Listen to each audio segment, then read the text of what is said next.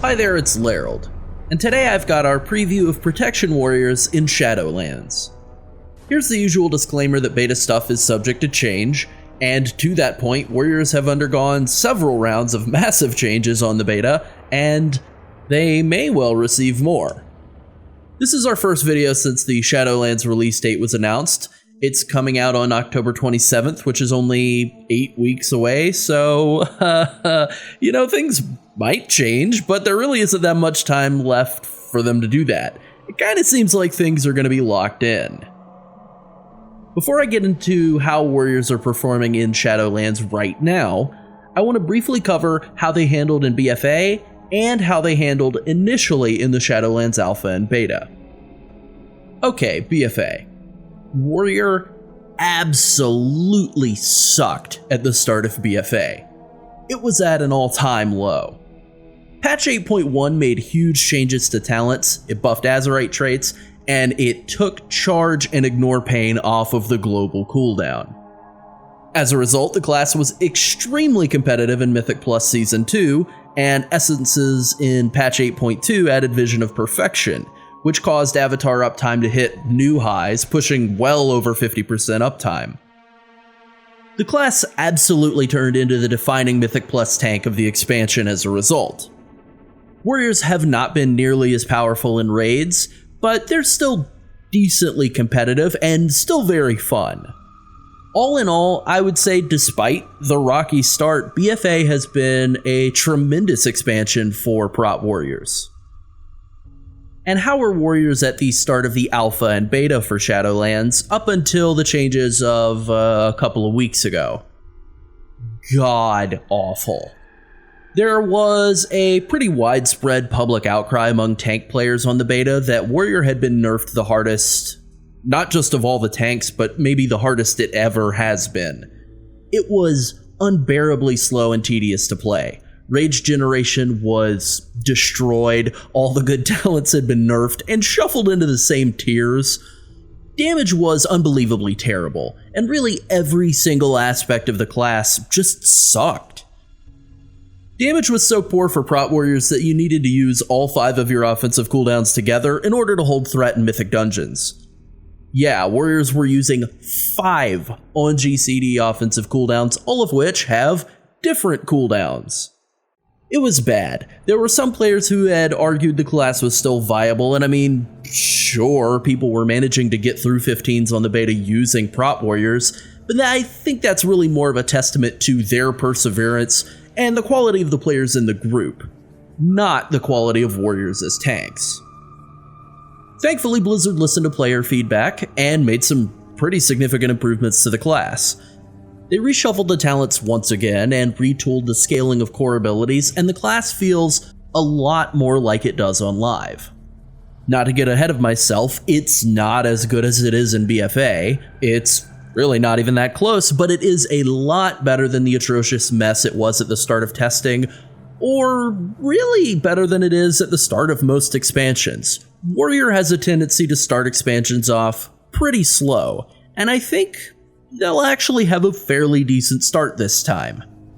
So now let's get to the class changes in Shadowlands and start with what's being removed. Azerite bonuses and essences are going away, of course, and that hits Warrior extremely hard. The Avatar uptime increase from Vision of Perfection, the huge mastery boost during Avatar from Bastion of Might, the demo shout duration increase from Deafening Crash, all of these bonuses are really, really powerful. Losing them is going to hurt Warriors' burst AoE damage, it's going to hurt their defensive capabilities, it's going to hurt. Warriors aren't actually losing any base skills, and the rest of the power that the class will lose comes primarily in the talent section, so let me move on to what's being added, and it's a lot. I'll start with the most useful additions and move to the least useful. Execute is back for Protection Warriors. It has a rage cost, so it's not really a useful skill defensively, but it can at least reset Shield Slam's cooldown.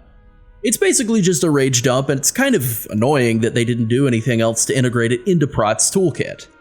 They could have at least made it a rage generator like Fury's, on a cooldown of course, instead of just another rage dump. They could have given Prot some cool talents to interact with Execute, like Sudden Death or Massacre, which Fury and Arms both have, but they didn't do that either.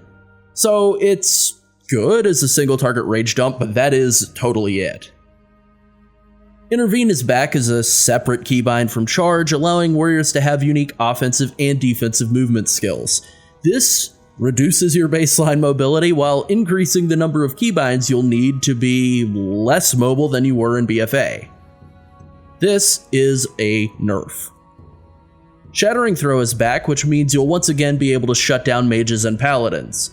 Pretty nice for PvP, and maybe there will be some weird applications with NPCs that try to Divine Shield or Ice Block or whatever. Ultimately, it's probably not going to be very useful most of the time. In some of my Torghast runs early in testing, there was a trait that made it do like 1,000,000,000% more damage, so I could walk up to bosses, hit them with a single Shattering Throw, just loot them and move on. So that was neat, but that's about the only time I've found it to be useful. Challenging Shout is also being brought back.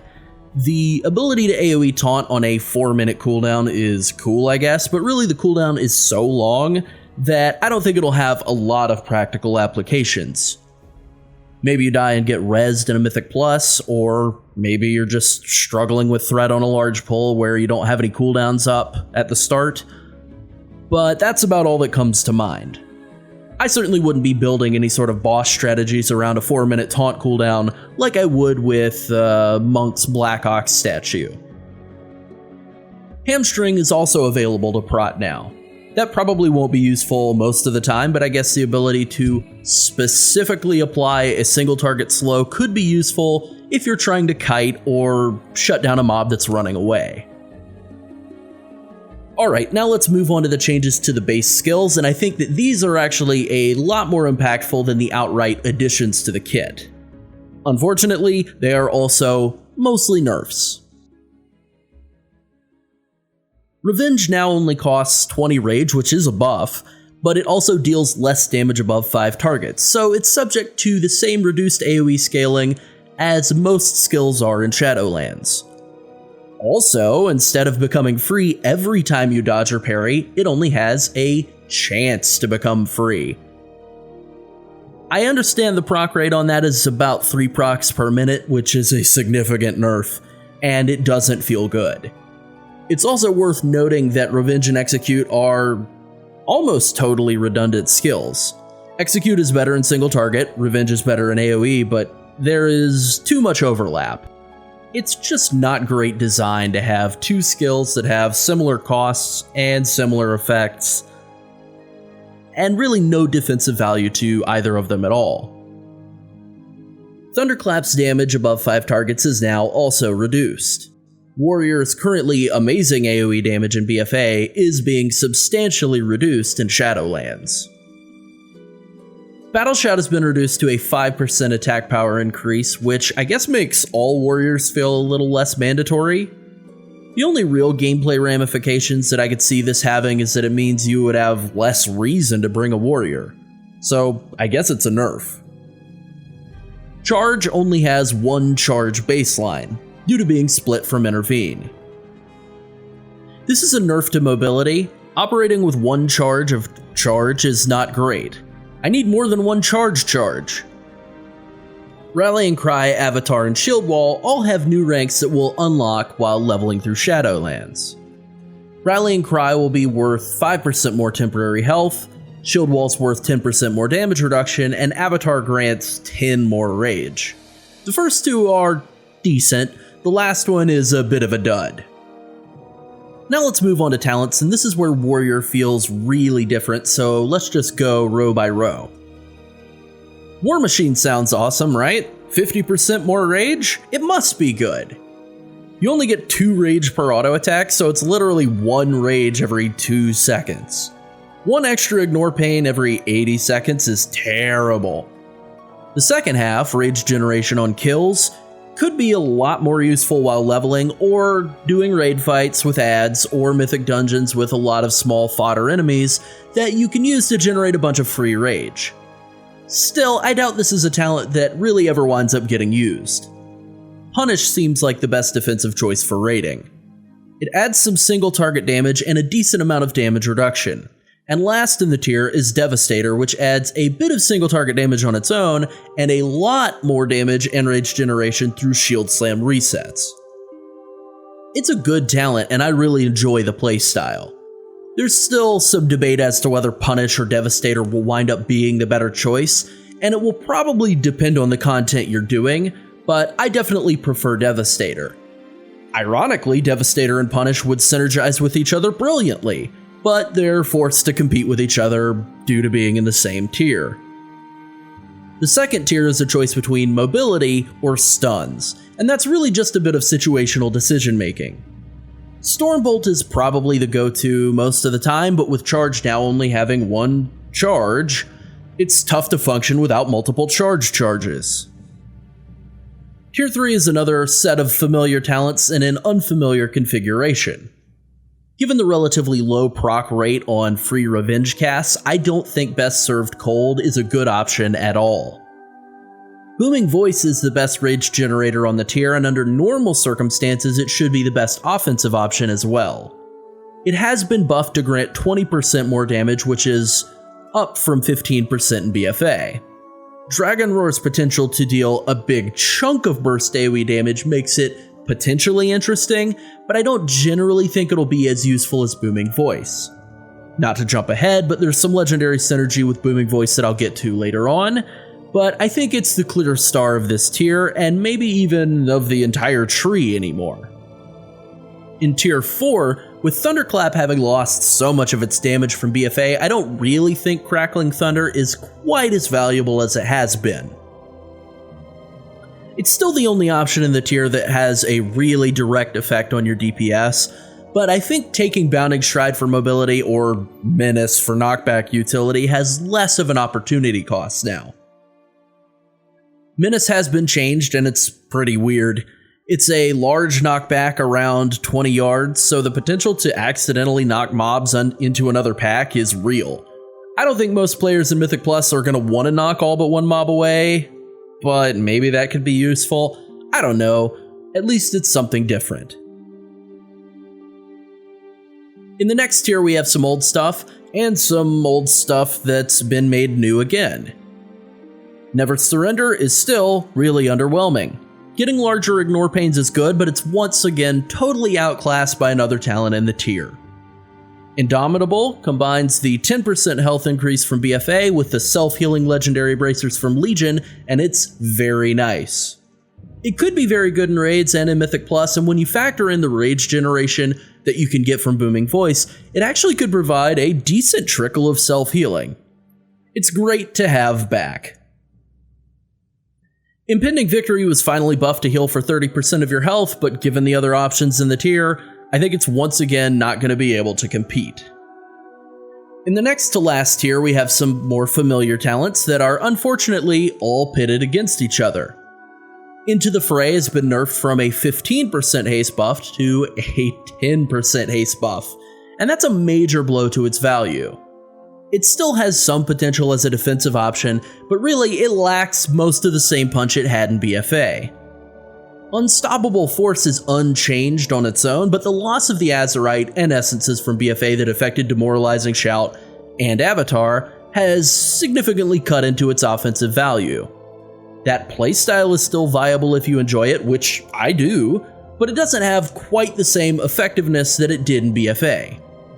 Gaining Indomitable helps a lot, but it's weaker, it's less tanky, and it does less damage. And last in the tier is Ravager, which was massively revamped and is actually pretty decent now. Its cooldown was reduced by 15 seconds, it slowly chases your enemies instead of just remaining in one spot, and it generates 60 rage over 12 seconds, but no longer grants parry chance. It's surprisingly good, and I think there's a decent chance that some players might actually wind up using and enjoying Ravager. That's crazy to say. I think the choice between Ravager and Unstoppable Force is really going to come down to the other talents you take in the tree. The final tier looks mostly the same, but it is very different. Anger Management has been gutted. It no longer affects Last Stand or Demoralizing Shout. It only reduces the cooldowns of Shield Wall and Avatar, and that is a massive nerf. Initially, I believed our favorite talent had finally met its end, but the recent round of changes made picking up both Unstoppable Force and Devastator possible at the same time. As a result, I think Rage Generation is good enough that you can still get reliably high uptime on Avatar with this setup. And again, not to jump ahead, but with Booming Voice and Legendary Synergy, there's some real potential for this anger management setup to still deal pretty decent damage and feel not that different from how it is in BFA. It won't have the same defensive benefits, it won't have the same damage output, it won't be as good, but I think it will still be decent and competitive and familiar, and most importantly, fun. Heavy Repercussions is still pretty decent, it adds a decent chunk of shield block uptime and rage. It's probably the best defensive option for single target. You could combine it with Punish to maximize the value of your shield slams, but I actually think that Devastator's ability to significantly increase your total number of shield slams could wind up being the better combo. And lastly, sadly, Bolster is here in the same tier as Anger Management. Basically, you can choose between two talents that affect your defensive cooldowns. Anger Management does it pretty poorly, but offers Avatar uptime, whereas Bolster massively buffs your Last Stand uptime and its value, but offers nothing else.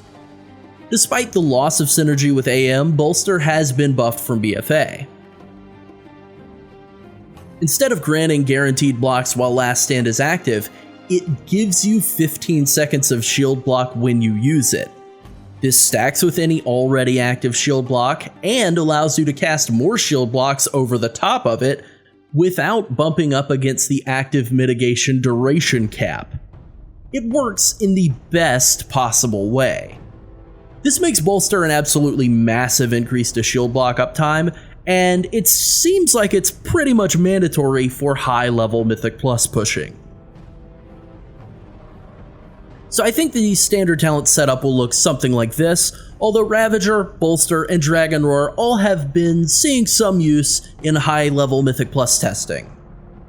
Bolster does a really good job of keeping your health bar smooth, but your ability to deal damage and thus maintain threat suffers as a result. Rotationally, Warrior has not changed all that much from BFA. Although if you choose not to pick up Unstoppable Force, the rotation inside and outside of Avatar should be basically the same. I think there will be more of an emphasis in Shadowlands on casting Shield Slam than there has been in BFA, where Thunderclap has arguably been the class's defining ability. In terms of defensive abilities, they're basically all the same. The nerf to Anger Management is a huge blow to cooldown uptime and Rage Generation, but otherwise the normal method of operations defensively, it's pretty much the same class. You use Shield Block, you use Ignore Pain as much as you can, you use cooldowns as you have them and need them. It's business as usual. Execute adds another filler skill during the Execute phase, and you will have fewer free revenge casts during the course of fights, but that's basically it. If you know how to play a warrior in BFA, you pretty much already know how to play a warrior in Shadowlands. Alright, we've made it to the most important section of this video. We've covered everything that's changing for the base class. We're about to move on to all the new Shadowlands features and bonuses, but first, I'm going to ask the three most important questions about the class. Is it good? Is it fun? And how does it compare to other classes? Starting with is it good? Sorta. It's not bad, it's definitely not bad. But it's looking like a middle of the pack option to start Shadowlands. There's good tanks, there's bad tanks, and then there's Warrior right in the middle. Is it fun? Actually, yes. It's still really fun. I think it actually might be more fun. The recent talent shuffle has resulted in some pretty fun playstyles. The Covenant abilities are pretty cool, Ravager is potentially viable, which is insane. Yeah, it's fun. And finally, how does it compare to other classes? It's okay. Shield block is still terrific, Warrior can still deal decent damage at points, and their cooldowns are still powerful, but defensively it feels a little watered down from BFA due to the talent reshuffle. Ultimately, there's a reason I chose to do this video after Monk, Paladin, and DK, and I'm glad I waited because big changes happened, but, you know, there's also a reason I'm doing it before DH or Druid. Now on to Covenant abilities, which are the most interesting addition to Warriors in Shadowlands. Depending on which of the 4 Covenants you choose, you'll gain access to 2 abilities. The first is the Signature ability, and it's a utility skill that applies to everyone who chooses the Covenant regardless of their class. The other is a class-specific skill for everyone who chooses a given Covenant. So let's start with the Curian Covenant. The Signature ability is Summon Steward. You summon a friendly little non-combat minion who gives you a reusable health potion that removes curses, diseases, poisons, and bleeds. It's on a separate cooldown from your health potion now and from health stones, so it's really good. Your steward can also function as a vendor or a respec tome. He's a pretty helpful little guy. I'd argue he's the most useful of all of the signature abilities now, especially given how limited Warrior's self-healing abilities are. And he's definitely the least complicated. The Warrior ability is Spear of Bastion, and it's fantastic. It's a lot like Ravager, in fact, and they do combo really nicely together, although their cooldowns don't line up. It does a large burst of AoE damage, it generates 25 rage instantly, it looks great, and it tethers enemies to its location. It kind of works like the Druid ability Ursol's Grasp, except enemies are absolutely unable to escape until it expires.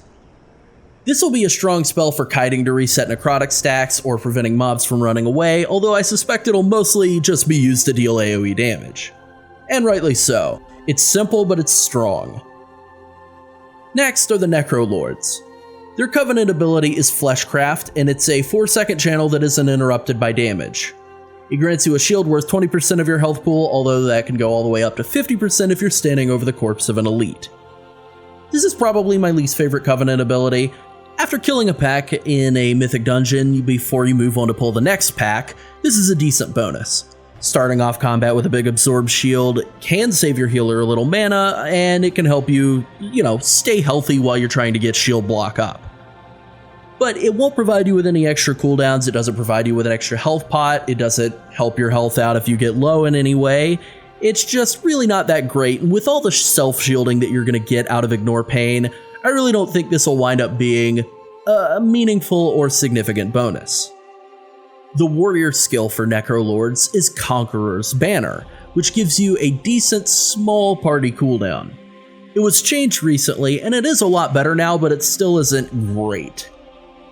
It grants you and 2 nearby allies 10% crit chance and 20% maximum health for as long as you remain in the relatively small buff area. It lasts for 20 seconds on a 3-minute cooldown.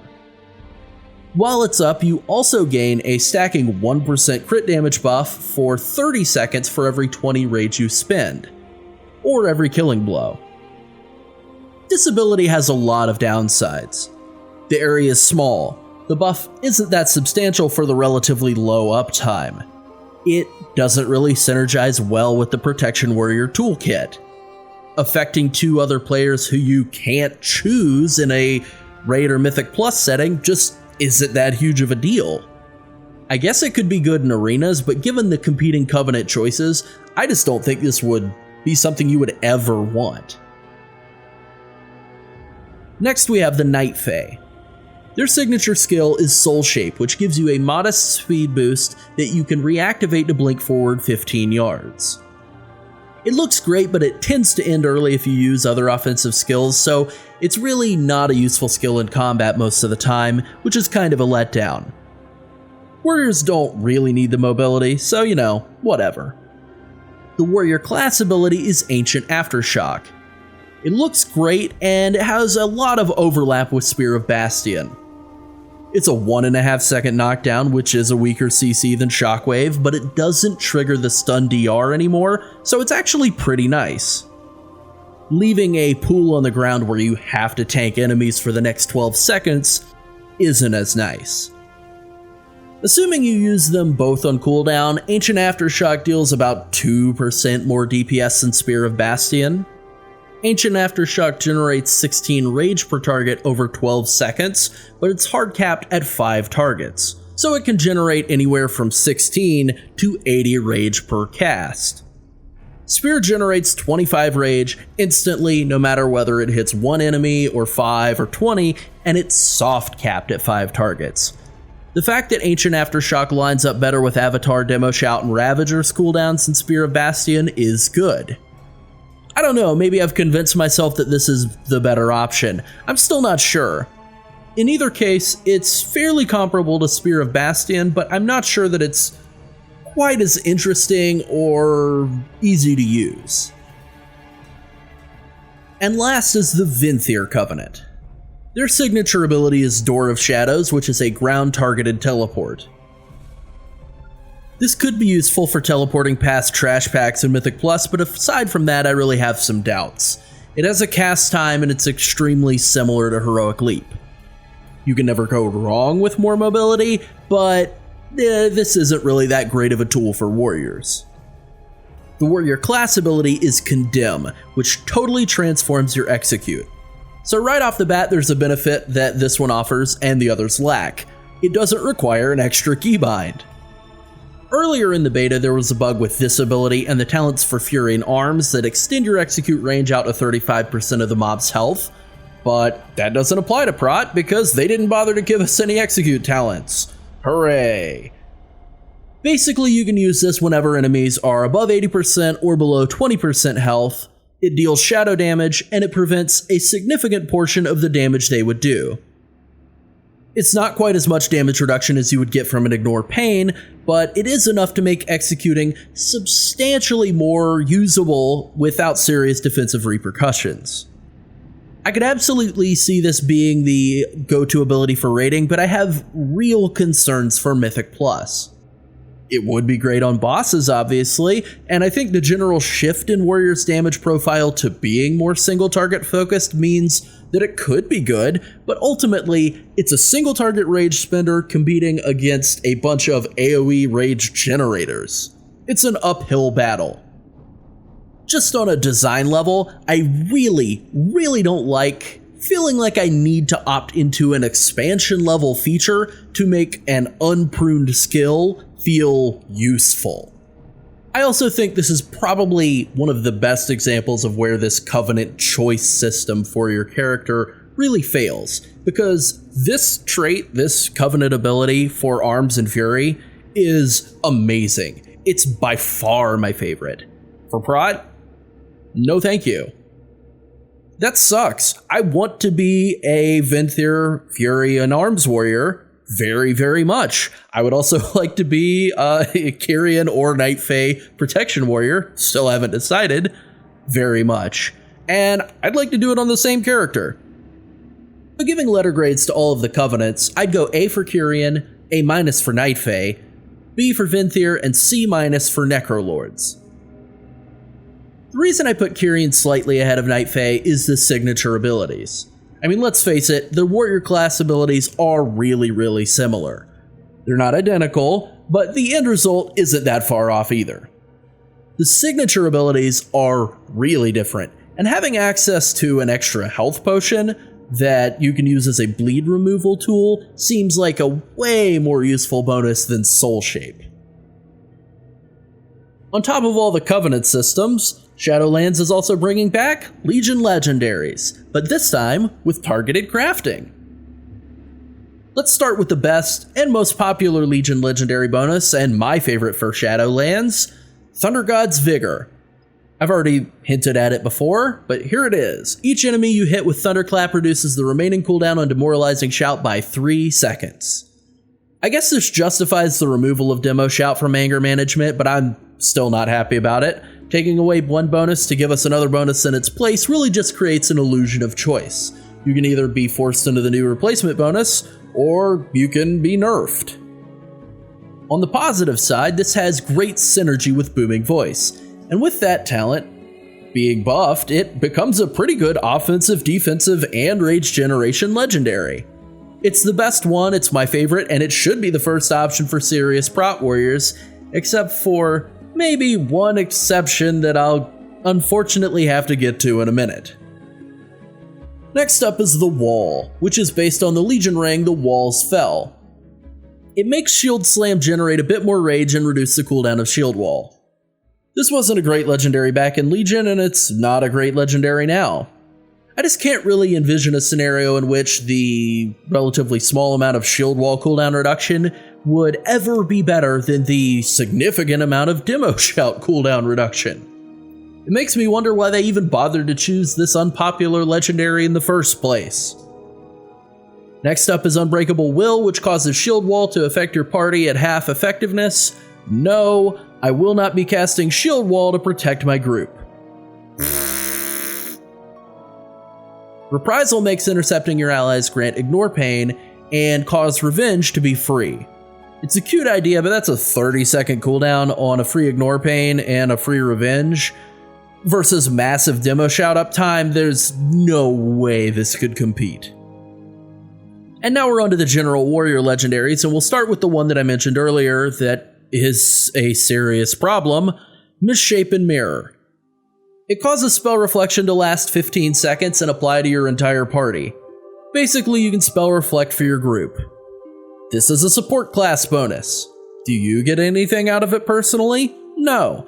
It provides 0 individual return, but you get to play the support role for your group. So will it be good? Yeah, there's a lot of reflectable boss abilities in Mythic Plus and Raid, and it'll probably be extremely good for those situations, and obviously good for PvP. Do I like it? Hell no. I hate this. I absolutely hate it. I didn't roll a warrior 15 years ago to become somebody's support 2 decades later. Next up is Seismic Reverberation, which takes the Legion Whirlwind belt and makes it apply to Revenge as well. If this were the BFA version of Prot Warrior, it might be an okay boost to damage. As it is, this could actually add a lot. Revenge is doing a larger amount of your damage in Shadowlands than it has been in BFA, and depending on your talent setup and your playstyle, this could be good.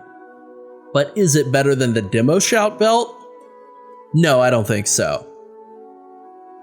Leaper is the next legendary effect, and it comes from the Heroic Leap shoulders from Legion. They're largely useless in combat, but it is nice to have a pair that you can toss on while you're out of combat to leap around town more quickly. That's about it. This isn't a real bonus. And finally, it's Signet of Tormented Kings, which causes Avatar to randomly also trigger Bladestorm or Recklessness. But wait, you might think, it also says it works with Ravager, and Prot Warriors can spec into Ravager. That's true. It doesn't work with Prot's Ravager.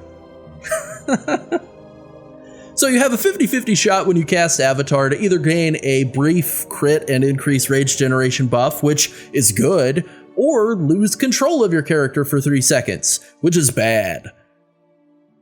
So, legendary recap. The Thunderclap Demo Shout belt is great, it's the one you're going to want to use all the time, but you might be forced into using the party-wide Spell Reflection Amulet instead. Ugh. Alright, we're almost done here. I've played plenty of Protection Warrior in Shadowlands, and while it started off really rocky, it's feeling way better now after the last round of changes. It's nerfed from BFA, but it doesn't feel slow or boring. It's actually still pretty fun and active, even with the nerfs it's undergone. I was really unhappy with the state of Prot Warriors for a while. I mean, really unhappy. But I'm back to being much more positive, and I'm actually excited to play it. The class is in for some changes, but they're not all bad.